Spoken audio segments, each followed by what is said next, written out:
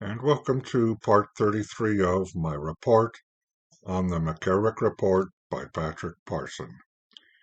In our last segment, we started Chapter 10 titled Allegations Against McCarrick During His Tenure as Archbishop of Newark, 1992 to 1997, and began looking at Part A, Anonymous and Pseudonymous Letters, 1992 to 1993. There we saw an anonymous letter accusing McCarrick of pedophilia and or incest sent to Cardinal O'Connor, Archbishop of New York. Being a fair-minded individual, O'Connor soon sent a copy of the letter to McCarrick.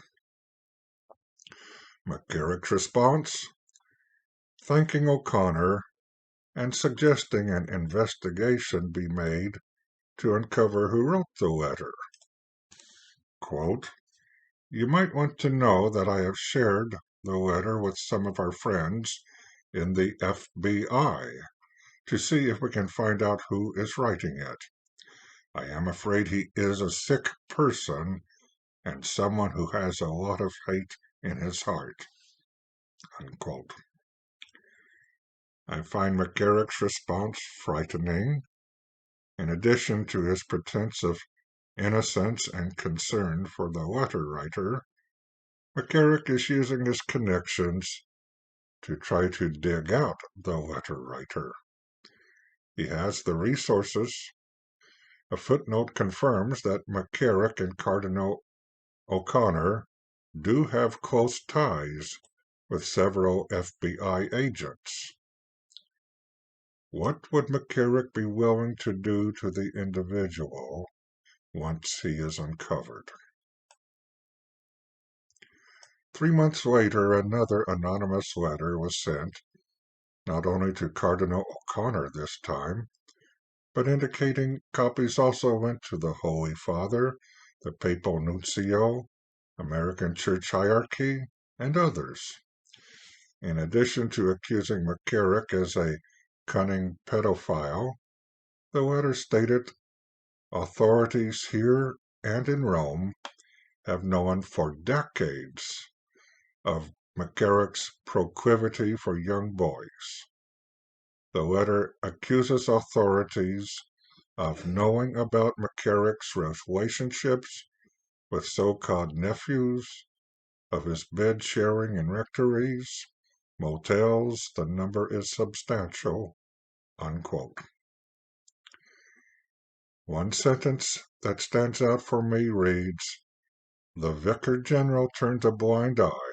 Though many colleagues know of McCarrick's misconduct, they fear him, and for good reason. The letter concludes by asking Cardinal O'Connor, who had caused the most powerful ecclesiastic in the American Church, to personally address the matter and questioning if he has the moral courage to do what is demanded. Apparently, O'Connor felt all that was demanded was to send a copy to McCarrick again. McCarrick thanked O'Connor, calling the anonymous accusation painful, and telling the Cardinal, no one of us is safe from unsigned attacks of this kind, unquote.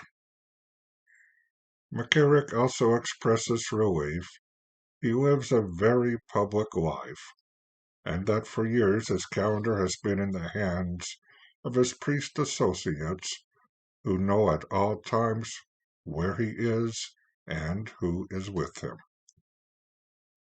I am not sure how much this can be used as a demonstration of his complete innocence, since many of his depredations occurred with priest associates. Also, on March 15, 1993, McCarrick sent a letter to Archbishop Agostino Cacciavillan, the Apostolic Nuncio to the United States, who had also received one of the anonymous letters. McCarrick tells the nuncio, "It is obviously a painful thing to be accused of these crimes, and not to be able to defend oneself or one's reputation. We are all in the hands of God, and I pray that this unfortunate enemy will himself be used by the Lord as an instrument of making me more useful, and that ultimately this too will be for the glory of God and the welfare of the kingdom."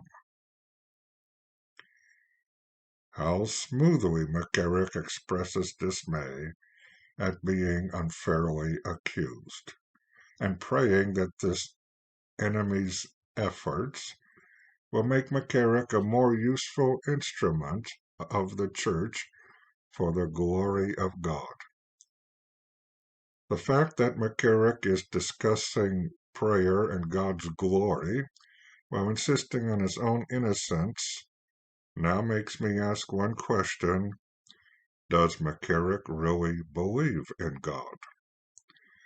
I am doubting that, as McCarrick uses the right words publicly while living a double life. In fact, I suspect McCarrick of sacrilege, which is the misuse of something sacred, by invoking God in his defense. But let us be sincere in our efforts to ask God for our forgiveness through the Fatima prayer. O my Jesus, forgive us our sins, save us from the fires of hell, and lead all souls to heaven, especially those in most need of thy mercy.